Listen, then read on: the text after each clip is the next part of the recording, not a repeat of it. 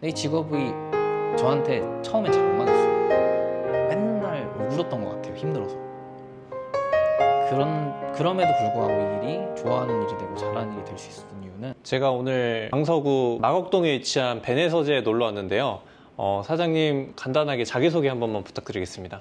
네, 안녕하세요. 저는 강서구 마곡동에서 베네서재라는 북카페를 운영하고 있는 유동환이라고 합니다. 반갑습니다. 아니 근데 오자마자 딱 느낀 건데 여기가 너무 잘 해놨어요. 그리고 제가 제일 좋아하는 색깔이 약간 이런 좀 오크색이랄까요? 약간 이런 색깔인데 제 너무 취향 저격이라서 너무 좋았습니다. 저희 동네 근처였으면 너무 자주 왔을 것 같은데 아쉽네요. 집이 너무 멀어가지고. 그러니까요. 네. 근데 혹시 그러면 이 서점을 오픈하시기 전에 좀 어떤 일을 하셨을까요? 예, 제가 2011년도에 군대에 입대해서 작년 2023년도에 전역을 했습니다. 육군 장교로 학교 생활을 포함해서 10년 정도 이제 군에서 복무를 하다가 저의 어떤 굳은 결심이 생기는 사건이 있어서 이렇게 북카페를 차리는 걸로 결심하게 됐습니다. 그러면 이제 군대에 있을 때도 좀 책을 좀 읽으셨었나요? 네, 저는 군대에 입대했을 때부터 군대에서 어떤 마음가짐을 가지고 복무를 해야 될까가 책에서부터 나왔거든요. 그때 읽었던 책이 24살에 안젤라 더크워스의 그릿이라는 책이었습니다. 그릿? 네, 그 책을 읽고 군복무에 굉장히 매진을 하게 됐고 결국에는 제가 좋아하는 일이 됐고 잘하는 일이 됐었습니다. 그때부터 꾸준히 책을 읽었고요. 휴가 나갔을 때도 가장 먼저 했던 게 강남역에 있는 교보문고에 가서 소설책을 한 권 산 다음에 처음부터 끝까지 다 읽고 집에 항상 갔었던 기억이 있습니다. 아니 휴가 나오자마자 거기 앉아서 소설책 한 권을 다 보셨다고요? 네. 좀 책 읽는 속도가 빠르신 건가요? 아니면 오래 계셨던 건가요? 한 4시간, 5시간 정도 진짜? 여유를 가지고 책을 좀 읽었었던 기억이 있습니다. 그럼 휴가 복귀를 하시면 강남역에서 내리시는 건가요? 네, 제가 그때 강원도 철원에서 근무를 했어요. 그래서 동서울터미널에서 내린 다음에 바로 강남역 교보문고로 가서 책을 보러 갔습니다. 아니 그 사이에 뭐 잠실 아크앤북스도 있고 다른 그 서점들도 있는데 왜 굳이 강남 교보문고까지 가서 보시는 건가요? 제가 그 당시에 서울 지리를 잘 몰랐는데 제가 알고 있던 교보문고가 강남밖에 없었어요. 그리고 원래 고향이 어디신가요? 저는 고향이 서울인데 고향이 영등포인데요. 그래, 돌아다니니까 별로 잘 돌아다니질 않아가지고 몰랐다가 그러셨구나. 알게 됐죠. 그러시군요. 근데 제가 여기 와서 깜짝 좀 놀랐던 게 사실 저도 군에서 좀 책을 많이 봤었으니까 근데 군에 있다 보면 바깥 트렌드 같은 걸 좀 읽기가 쉽지 않거든요. 근데 인테리어 같은 게 너무 세련되고 좀 트렌디하다는 느낌을 좀 많이 받았거든요. 어떻게 군대에 계시면서 이런 인테리어적인 감각도 좀 가져오실 수 있었는지 좀 궁금하거든요. 북카페는 제가 죽기 전에 하고 싶었던 일이었는데 죽기 전에 하고 싶었던 일을 지금 당장 해보자라고 생각을 하고 만들게 되었어요. 그리고 군대에서 전역하고 나서 내가 만들어 가야 할 북카페 이미지는 어떨까를 굉장히 머릿속에 많이 그렸었고 제가 그 당시에 6평 원룸에 처음으로 자리를 잡았는데 그때 방을 지금 보이시는 가구로 꾸몄었습니다. 진짜요? 입구에서 들어오셨을 때 책장 2개랑 책상 하나가 있는데 그게 제가 6평 원룸에서 썼던 책장이랑 책상이에요. 사시는 집에? 네. 그래서 그걸 모토로 해서 어떤 분위기로 만들지를 계속 고민을 했습니다. 약간 되게 영국을 가본 적은 없지만 제가 영국 문학을 되게 좋아하거든요. 영국적인 느낌, 그 해리포터 저기 딱 보이는데 해리포터의 좀 그런 도서관 느낌? 그런 게 좀 잘 묻어나오는 것 같아요. 네, 맞아요. 저는 그 멜버른 도서관도 굉장히 많이 좋아하고 뉴욕에 있는 도서관들도 이미지를 굉장히 많이 봤었어요. 많은 도서관들이 뭐 흰색 배경도 있고 검은색도 있고 베이지색도 있는데 저는 이런 짙은 우드톤의 북카페를 만들고 싶었습니다. 저도 이런 색깔 너무 좋아하거든요. 근데 이거 원래 처음부터 좀 생각을 하셨던 건가요? 네, 벽난로가 또 코지한 인테리어에 빠질 수가 야, 없기 때문에 이 감성이 미쳤습니다. 벽난로 인테리어를 되게 많이 찾아보다가 음. 제가 생각했을 때 가장 실제적인 분위기가 있는 것 오, 같다라고 해서 진짜로. 갖다 놨었고, 직접 가서 보신 건가요? 아니면 온라인으로 구매를 하신 건가요? 온라인으로 보고 이걸 운영하는 쓰고 있는 가게에 가서 아, 네, 직접 봤죠. 와, 혹시 그러면 이거 가격이 어느 정도? 이거요. 이 기계는 55만 원이고 이 뒤에 있는 이 틀이 110만 원 와, 될 거예요. 그럼 이 분위기 한번 내자고. 네. 160만 원. 근데 인테리어를 하다 보면 160만 원이라는 돈이 그렇게 크지 않더라고요. 너무 많이 돈이 계속 나오기 이렇게 때문에. 올라가는구나. 그러니까 사실 저도 항상 그 꿈을 꿨었거든요. 제 서점을 한번 갖고 싶다. 네. 집착 서점을 진짜 오프라인으로 이렇게 만드는 그런 꿈을 꿨는데 네. 뭐 저번에 오케어맨션 사장님도 그렇고 이제 배 선생님도 보고 야 이거 쉽지 않을 수도 있겠다라는 생각이 좀 들더라고요.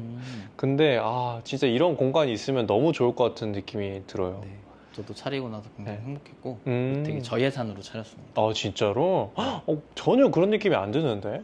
상상하시는 것보다 예산이 한 4분의 1, 5분의 1은 더 적게 들어갔어요. 진짜요? 그거 어떻게 좀 줄이신 비결이 있으신가요? 보통 인테리어를 시작할 때 네. 사장님들이 네. 업체에다 많이 맡기시고요. 네네. 그리고 목공 작업이 인테리어의 꽃이라고 해서 제일 돈이 많이 들어가는데 저는 이제 이 인테리어와 어울리는 기성품들을 많이 찾았어요. 그래서 목공 비용이 1,000만 원이 들어갈 거를 인테리어 비용으로 다 녹여서 만들었죠. 그러다 보니까 인테리어의 비용이 크게 안 들어갔어요. 그러시구나. 네. 그러면 이제 군대에서 차곡차곡 모으신 걸로 여기에 이렇게 내신 거군요. 네, 군대에서 모은 것도 있고 뭐 투자한 것도 있고 그리고 제가 또 돈을 많이 안 썼어요. 제 사치 비용이 책값 한 달에 20만 원 정도? 책값이 20만 원이나 나갔다고요? 월급날에 책 사는 게 또 너무 행복하니까 그쵸. 네, 책을 많이 봤었죠. 그러셨구나. 네.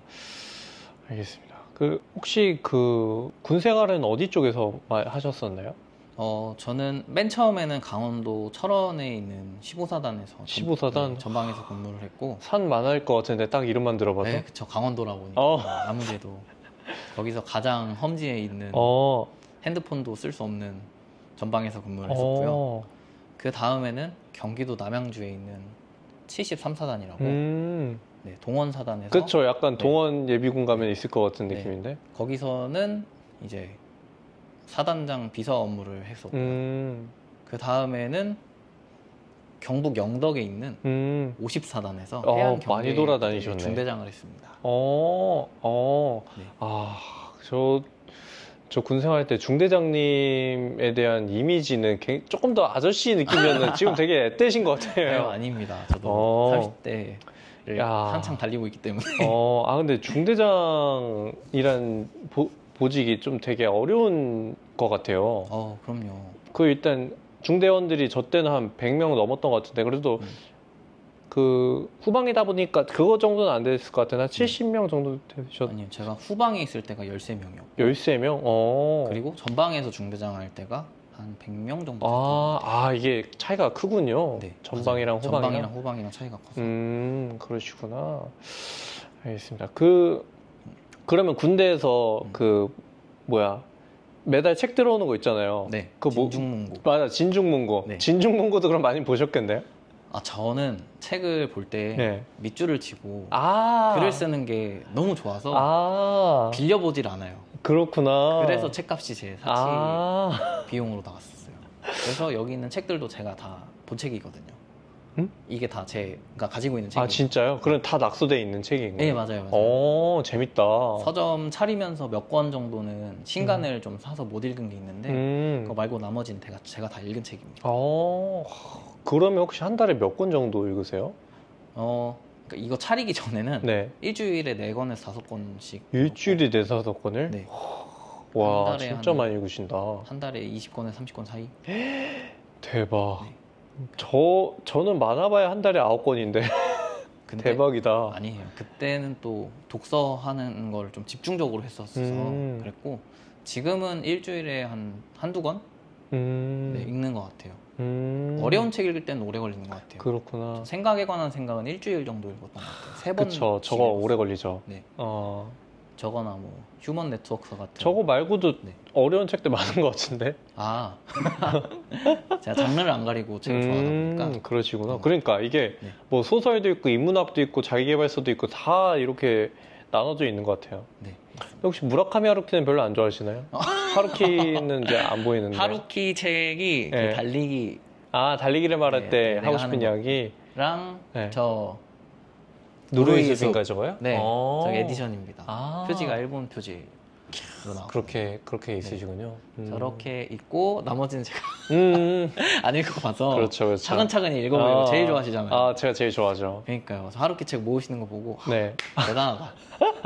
정말 좋아하시는구나. 에세이가 네. 하루키만한 음. 아직 작가를 좀 못 찾은 것 같아요.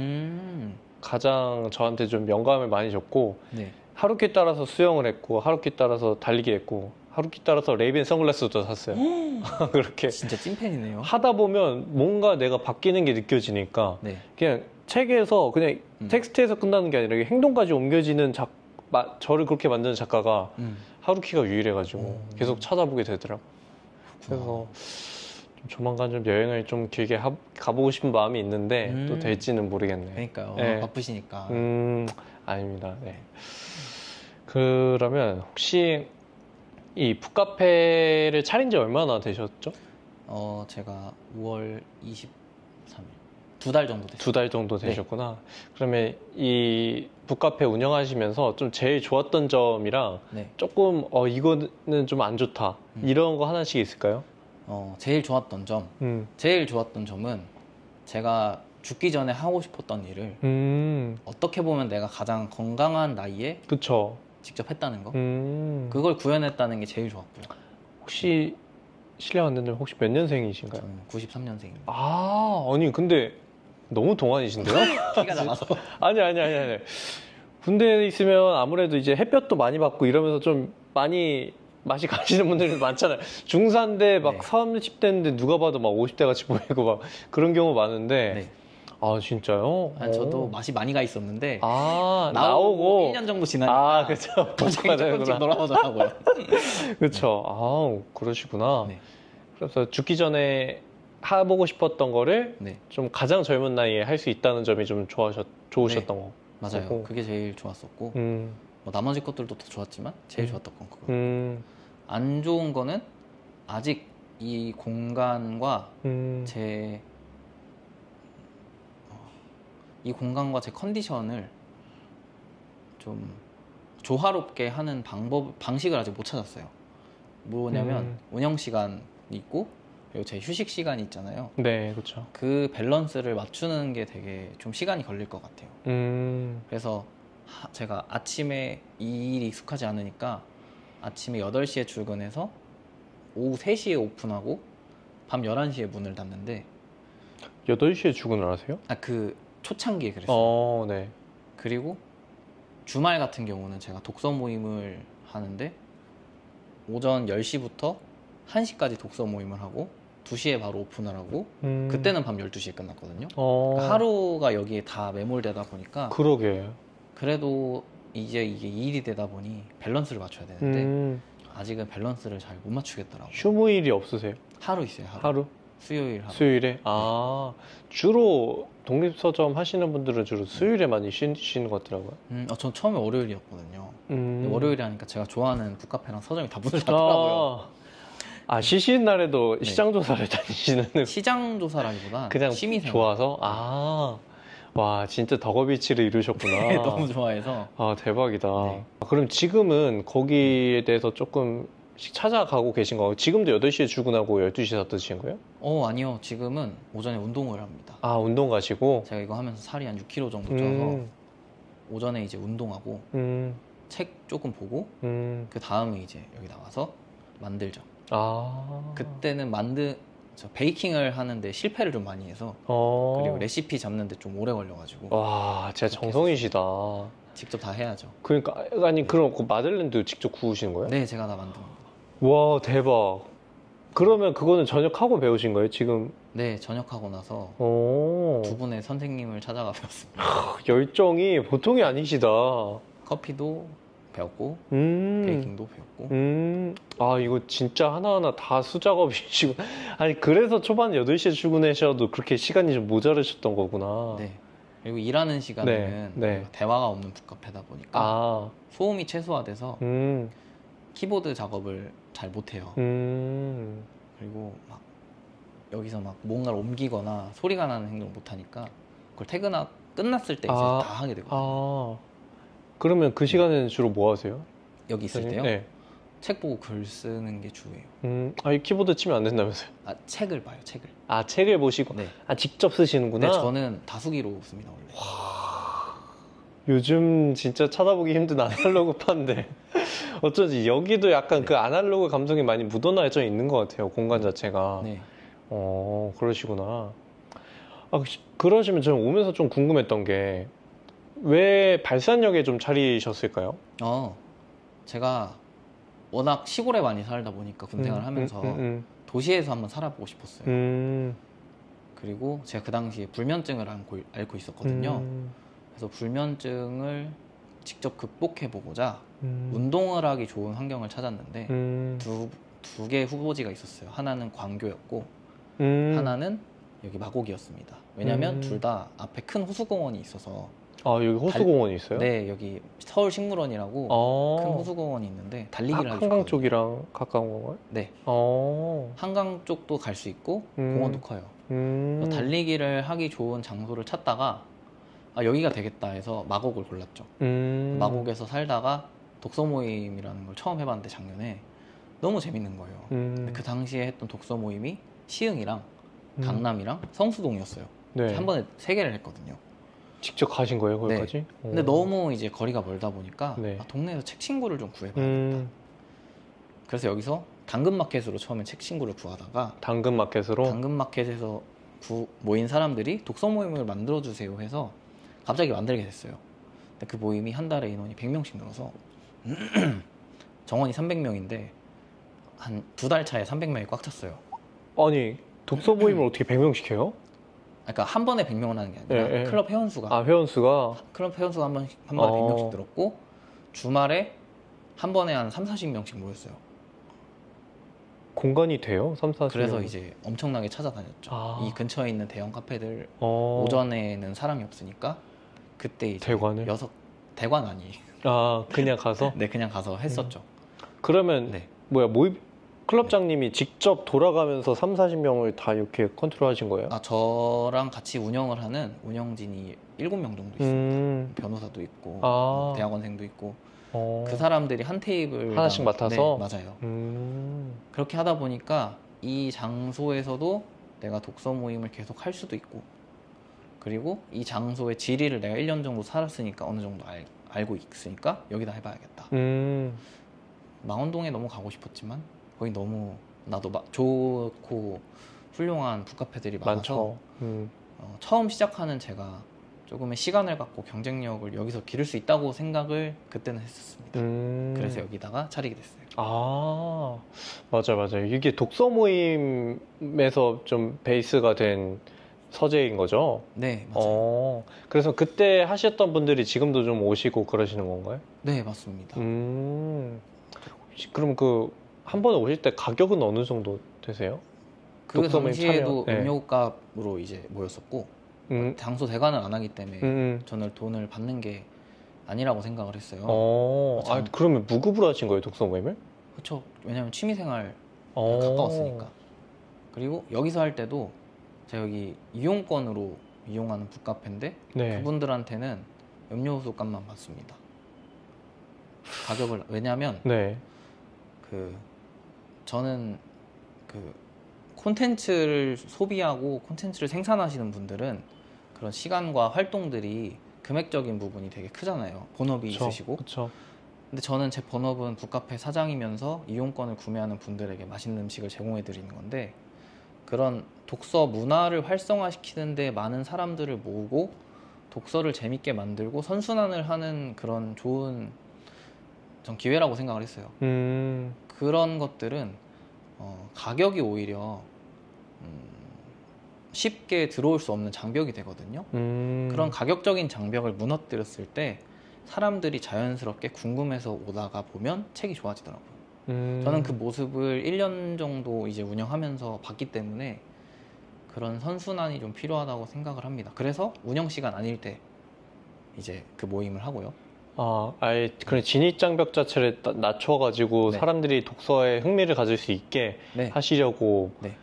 금액을 작게 받으시는 거구나. 네. 그리고 다른 카페에서 할 때는 음료수값 이상으로 돈을 받는 게 저랑 안 맞았어요. 저랑은 되게 안 맞았고, 여기서 할 때도 제가 이제 사업이다 보니까 여기서도 그렇게 하면 사람을 돈으로 보게 될 것 같아서 그렇게 안 했습니다. 근데 이거는 또 관점의 차이다 보니까 리지팍 님이라고, 그분 같은 경우는 공간 대여를 운영하시는데 공간 대여비를 따로 받으세요. 10,000원씩. 그것도 받지만 저는 이게 저한테 마음이 훨씬 편하더라고요. 진짜 이 독서 문화에 진심이시군요. 그래도 이제 운영적인 면에서는 이제 워낙 또 많이 와주시고 그러시니까 좀 아직까지는 괜찮으신 건가요? 네, 저는 솔직히 이거 차리고 나서 사람이 올까를 되게 많이 생각했어요. 네네. 올라와 보시면 알겠지만 네. 오피스 건물이고 밖에 간판도 없어요. 맞아요. 네. 찾아왔어요, 저도. 근데 처음에는 이제 사람들이 조금씩 오다가 이제는 이제 주말에 이제 예약이 꽉 차면 제가 예약을 닫아버리거든요. 미리 예약으로 받으시는구나. 네, 맞습니다. 그렇게 해서 약간 네. 그 블루도어 북스 느낌. 네, 저 블루도어 북스도 좋아해요. 네. 그쵸. 블루도어 북스는 2시간 제한이 있는데 네. 저도 처음에 시간 제한을 했었는데 제가 예전에 책을 4, 5시간씩 봤었다고 했잖아요. 근데 여기서 시간이 끝나고 나가는 사람들이 과연 책을 제대로 볼 수 있을까? 이런 생각이 들다 보니까 시간 제한을 없앴습니다. 시간 제한 아예 없애시고? 네. 그럼 주말에는 특정 인원만 딱 받으시는 거예요? 근데 여기가 입장 시간만? 여기가 꽉 차는 인원만 받아요. 그리고 주말에는 제가 또 건강을 챙겨야 되기 때문에 브레이크 타임을 만들었어요. 1시간 정도. 근데 그때도 손님들 안 나가셔도 된다고 하고 저만 밥 먹고 다시 들어옵니다. 그러시구나. 네.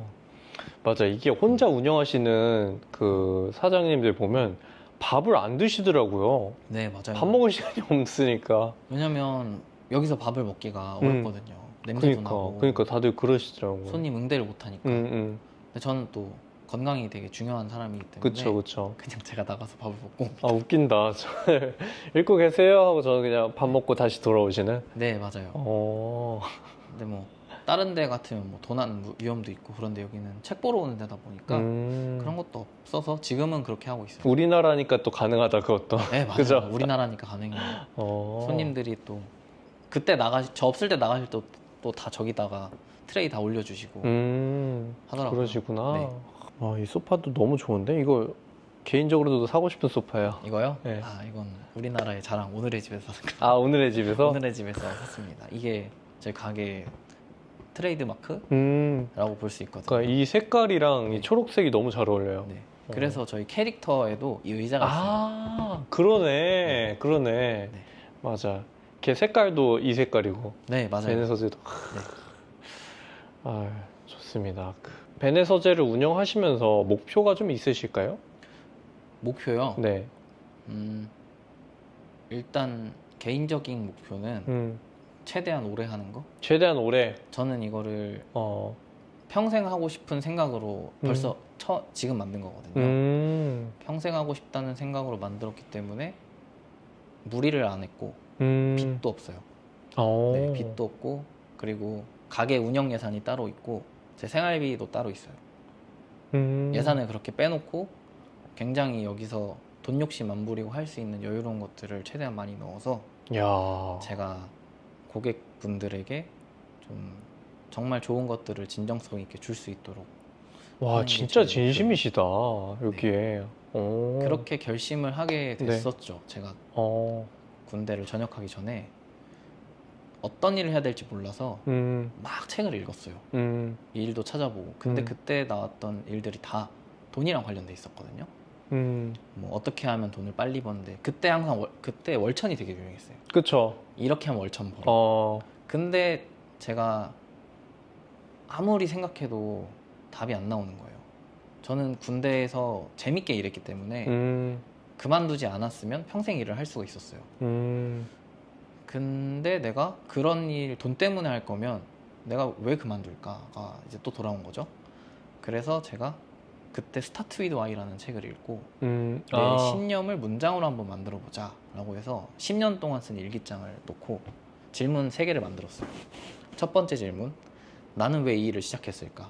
두 번째 질문, 언제 이 일이 좋아하는 일이 됐고 잘하는 일이 됐을까? 그리고 마지막 세 번째 질문, 언제 이 일을 그만두고 싶었을까? 이 3가지 질문을 만들고 제가 군대 입대에서부터 쓴 그 10년 동안의 일기에서 사건들을 하나씩 그 질문에 맞게 배열을 했어요. 와, 그렇게 해보니까 제가 일하는 신념의 문장이 글로 표현이 되더라고요. 그래서 내가 이 일을 왜 했을까? 나는 어렸을 때부터 국가를 위해 희생하고 봉사하는 그런 직업들을 동경해 왔기 때문에 선택의 순간이 왔을 때 가감없이 이 직업을 선택했구나. 근데 이 직업이 저한테 처음엔 잘 안 맞았어요. 맨날 울었던 것 같아요. 힘들어서. 그럼에도 불구하고 이 일이 좋아하는 일이 되고 잘하는 일이 될 수 있었던 이유는 내가 이 일을 할 때 내 신념과 교집합이 있었기 때문에 끊임없이 노력하다 보니까 이 일이 좋아하는 일이 됐고 잘하는 일이 됐구나를 알게 됐어요. 그리고 이 일과 멀어졌을 때는 더 이상 이 직장에서 내 신념과의 교집합을 찾을 수 없었을 때였어요. 제가 그때부터 돈을 외치기 시작했거든요. 그때부터 부동산 공부하고 주식 공부하고 퇴근할 때 되게 빨리 퇴근하고 워라밸을 외치고 휴가를 엄청나게 많이 나가고 그래서 제가 그때 그 이유를 알고 내 신념과 삶의 방향을 일치시키면 내가 무슨 일을 해도 되겠다 라는 결심이 생겨서 일을 바로 그만둘 수 있게 됐고 그럼 앞으로 어떤 일을 할까를 고민했을 때 나는 그러면 내가 좋아하는 일을 지금 당장 시작해보자. 왜냐면 이 일과 나의 신념의 교집합이 있으면 내가 무슨 일이 있더라도 이 일이 잘하는 일이 될 거라는 확신이 있었어요. 제 신념의 문장은 남을 돕기 위해 일한다예요. 왜냐면 군대에서 일했을 때도 막 성과를 올리고 이런 걸 좋아한 게 아니라 대민 지원에 나가서 막 토사물을 치우고 그 전방에 근무할 때도 그 국가를 수호한다는 그 모습 자체가 제가 좋았어요. 이야, 그런 것들이 너무 좋아서 했었고 진짜 그게 쉽지 않은데. 그래서 쉽게 그만둘 수 있었고 그리고 이제 어떤 사람을 도와야 될까를 고민하게 됐어요. 모두를 도울 수 없다는 걸 저 팩트풀리스라는 책을 읽으면서 알게 됐거든요. 그래서 어떤 사람을 도울까 고민하다가 제 일기장에 저 여중생 A라는 책의 내용이 써 있었어요. 저 책이 부모님에게 사랑받지 못하는 자녀가 어떤 방식으로 좌절이 되고 어떤 방식으로 고난을 극복하는가에 대한 만화책이에요. 저 책을 읽고 너무 감명을 받아서 나는 그러면 저소득층 청년들과 청소년들에게 도움을 주며 살아야겠다. 그래서 제 퇴직금을 기부했습니다. 그리고 와, 진짜 요즘 볼 수 없는 사람의 유형인데? 아니에요. 대박이다. 그리고 그들을 어떻게 내가 좋아하는 걸로 도울 수 있을까 했을 때 건전한 책들을 선정하고 그 책들로 이 친구들한테 내가 이런 책들이 있으니까 너희들이 이 책을 읽고 세상을 혼자 살아갈 수 있는 시선과 힘을 길러야 되겠다. 그런 게 생긴 것 같아요. 그래서 그때부터 건전한 책들을 굉장히 많이 읽으려고 노력했어요. 그렇게 하다가 이제 독서 모임을 하면서 제가 20, 30대 직장인들을 기준으로 했는데 그 사람들이 지금 세상이 너무 힘들다고 느끼더라고요. 힘들죠. 그래서 그 사람들이 이곳에 왔을 때 가지고 있는 이야기들을 책 속의 글로써 해소시켜주고 본인이 스스로 책에 대해 이야기하면서 그 감정을 해소시키는 모습을 보고 독서 모임에 좀 사명감을 가지고 했던 것 같아요. 그래서 그게 돈이 중요하진 않았어요. 우리나라에 아직 이런 분이 남아있다라는 게 저는 놀랍습니다.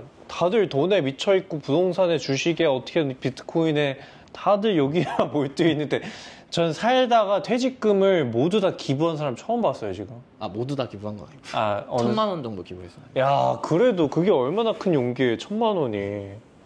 와, 진짜 대단하시다. 그렇게 해서 작년에 이제 많은 책을 읽고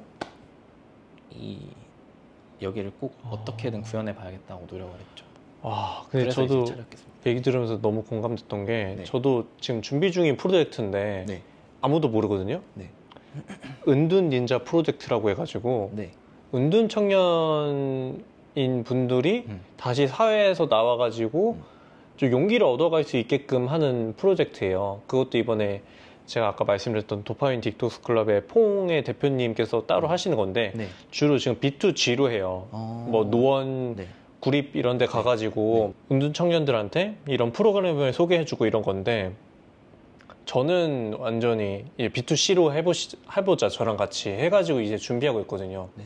근데 방향성은 좀 다른 것 같아요. 저는 그 친구들한테 돈을 받을 거예요.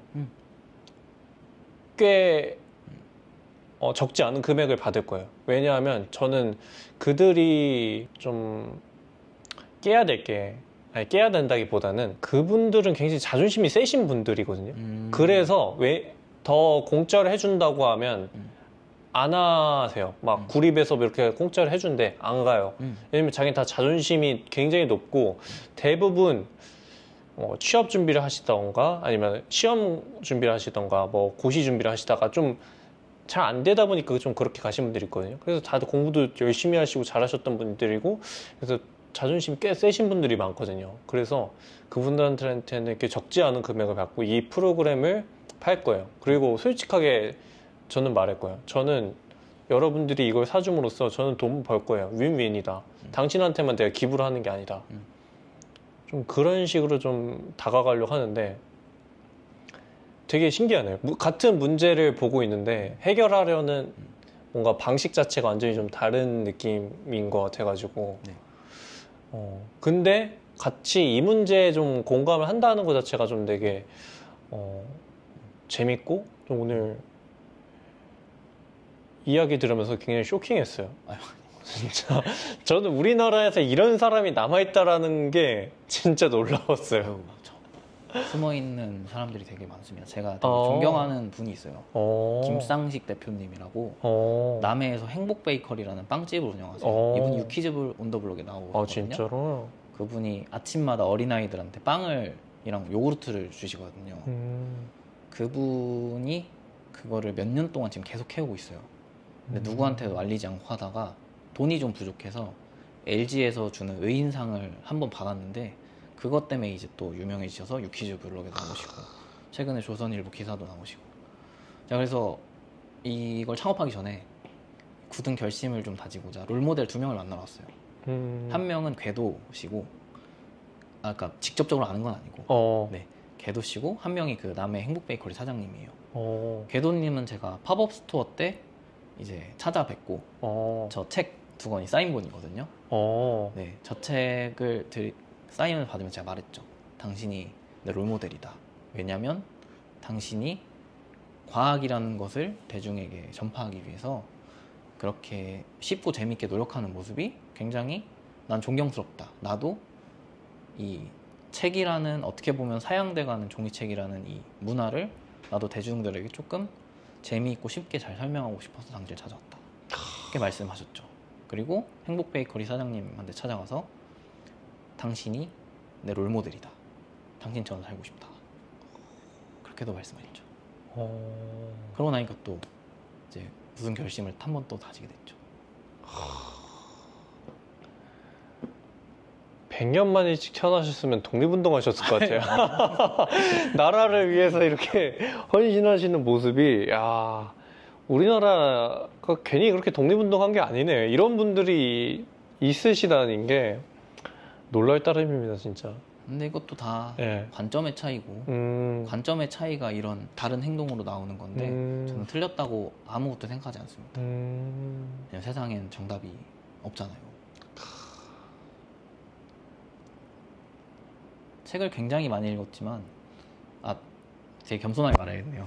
워낙 많이 읽으셨으니까. 책을 저도 꽤 많이 읽었지만 정답이 있다고 말하는 사람 중에 맞아요. 제대로 된 사람을 전 많이 못 봤어요. 맞아요. 저 만화로 보는 그림으로 보는 시간의 역사를 쓴 스티븐 호킹도 자신의 말이 정답이 아닐 수도 있다는 것을 인정했고 저 생각에 관한 생각을 쓴 데니얼 카더먼 역시 책의 서두에 자기가 말한 것이 정확하지 않을 수도 있다고 설명을 합니다. 그리고 우리가 정답이 있다고 생각했었던 저 윤리학, 더 좋은 삶을 위한 철학에 보면 소크라테스의 중용도 있고 아리스토텔레스의 중용도 있고 뭐 벤담도 있고 뭐 칸트도 있고 다 나오지만 그 사람들 역시 상황에 따라서 정답이라고 말할 수 있는 것들이 다 다르더라고요.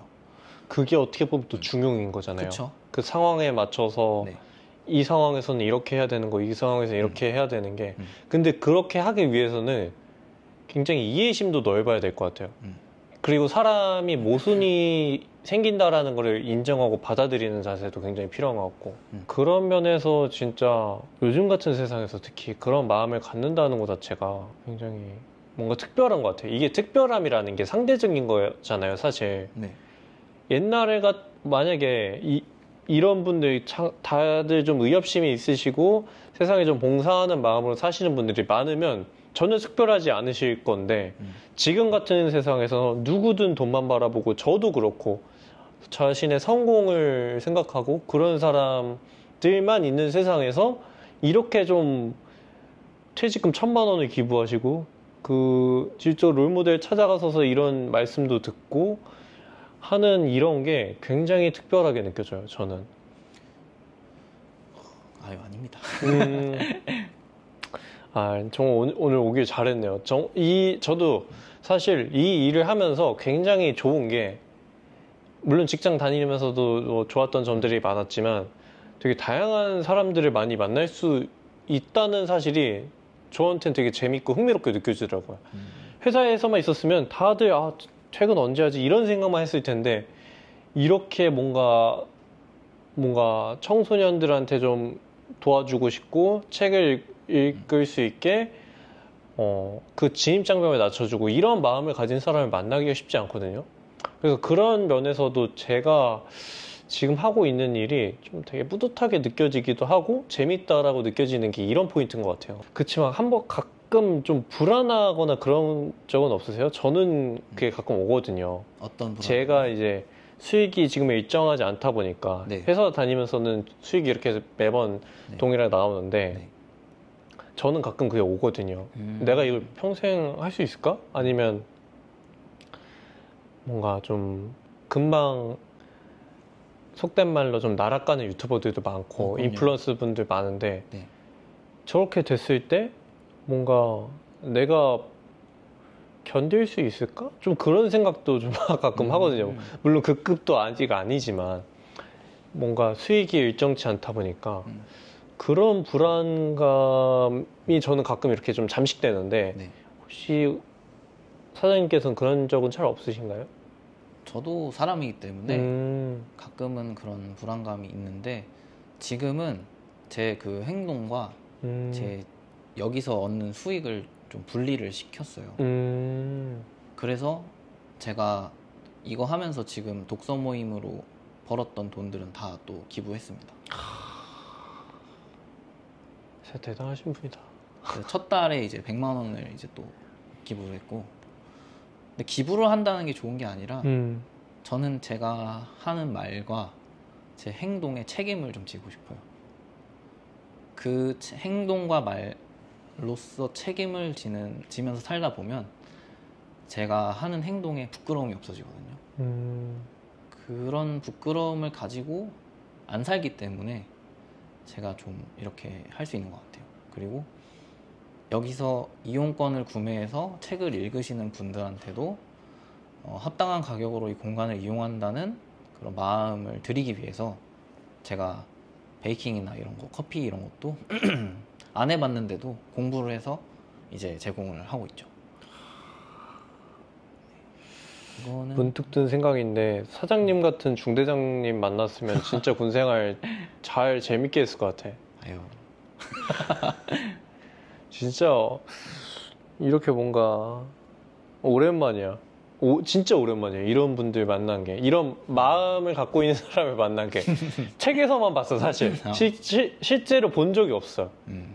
야, 근데 내가 뱉은 말을 책임지기 위해서, 거기 그 말에 책임감을 느끼기 위해서 직접 실천으로 보여주시는 이런 자세. 아니, 말이 쉽지, 솔직히.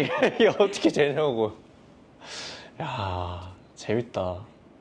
저도 계속 고민하면서 하고 있는 과정이 있어요.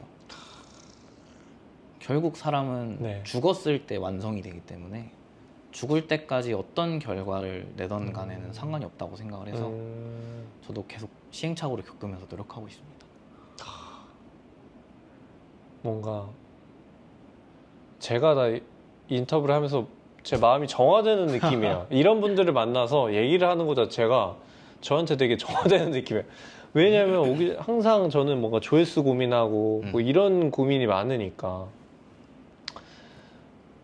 좀 불안하지 말자 하면서 마음속으로 이렇게 되뇌이면서도 이게 어쩔 수 없이 계속 좀 올 때가 있는데 이런 대화를 하면서 뭔가 제 자신을 한 번 더 되돌아보게 되고 좀 그런 게 되는 것 같아요. 그리고 또 나도 좀 사람들이 좀 도울 수 있는 방법이 없을까? 그런 생각이 같이 들게 되네요.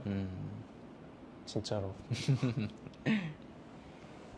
혹시 그러면 이 공간 자체를 갖는 것도 좀 하나의 꿈이셨을 것 같은데 네. 또 뭔가 또 다른 꿈이 있으실까요? 아니면 뭔가 더 네. 발전을 시켜보고 싶다던가 아니면 네. 기부를 더 많이 하고 싶다던가. 일단 전 꿈은 하고 싶은 건 진짜 많은데 지금 그거를 현실적으로 어떻게 할지를 되게 고민하고 있어요. 일단 첫 번째는 저는 이 가게로 얻은 그 책방 사장이라는 타이틀로 청소년들을 대상으로 그 독서 모임 재능 기부를 하고 싶어요. 근데 그 기회가 없어요. 저랑 같이 하시죠? 저는 너무 좋죠. 진짜로. 네. 저랑 같이 하시죠? 저 은둔닌자 프로젝트 9월 중순부터 좀 할 생각이거든요. 같이 하시죠. 저는 감사합니다. 기회가 있으면. 네.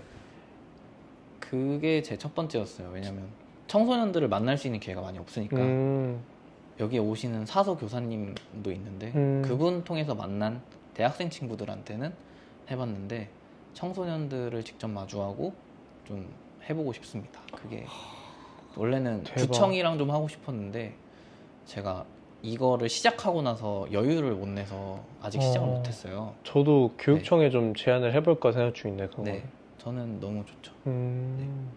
그게 이제 첫 번째고 이제 더 큰 꿈은 여러 개가 있는데요. 현실로 다가올 수 있는 두 번째 꿈은 연말에 또 수익금으로 기부를 할 건데요. 그 강서구청에 저는 계속 강서구청에 있어요. 제가 강서구에서 장사를 하니까 강서구청에 하고 또 남해에 있는 행복베이커리에 내려가서 사장님한테 수익금 기부하고 싶어요. 그게 소박한 두 번째 꿈입니다. 말이 안 돼. 이런 사람이 어디 있냐고 우리나라에. 경건해지네요. 뭔가. 아니에요. 저도 이게 혹시 종교가 있으신가요? 아니요. 종교는 따로 없으시고. 네. 그러시구나.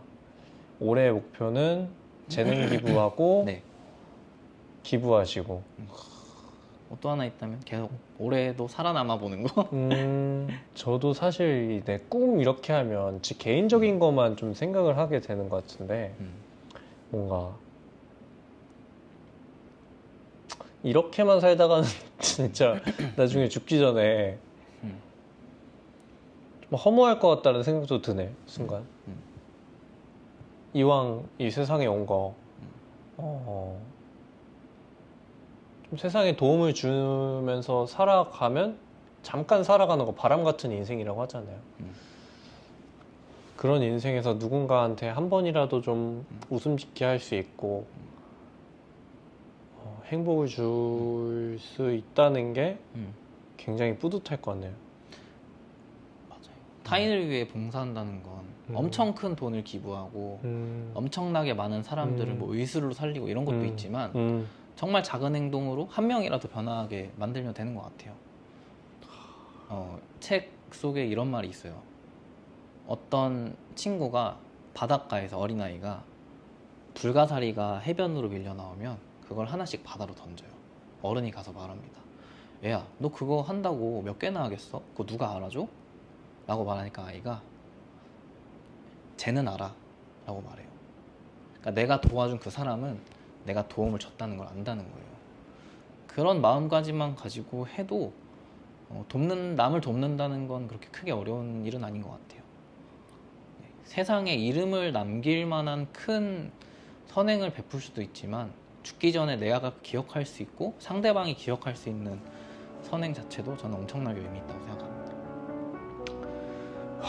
저는 오늘 오면서 그냥 책방 사장님 인터뷰하러 온 줄 알았는데 철학자 한 분을 모시고 제가 지금 인터뷰를 하고 있는 것 같아요. 그냥 책방 사장이에요. 책방 사장님이 너무 멋있는 철학을 갖고 계세요. 진짜 오늘 너무 뜻깊은 시간이었고 저한테 뭔가 행동을 통해 가르침을 주셔서 저 스스로도 뭔가 좀 바뀔 것 같아요. 왜냐면 가장 가까이서 제가 이야기를 들었기 때문에. 몰라요. 이런 것도 한 3일 지나면 없어질지도 모르겠지만 최소한 제가 편집하면서 한 번이라도 더 느끼게 되겠죠. 그런 마음을. 그리고 이 이야기를 조금 더 많은 분들이 봐주실 수도 있을 거고. 네. 그래서 너무 뜻깊은 시간이었고 진짜 시간 내주셔서 감사합니다. 아유, 저는 와주셔서 감사합니다.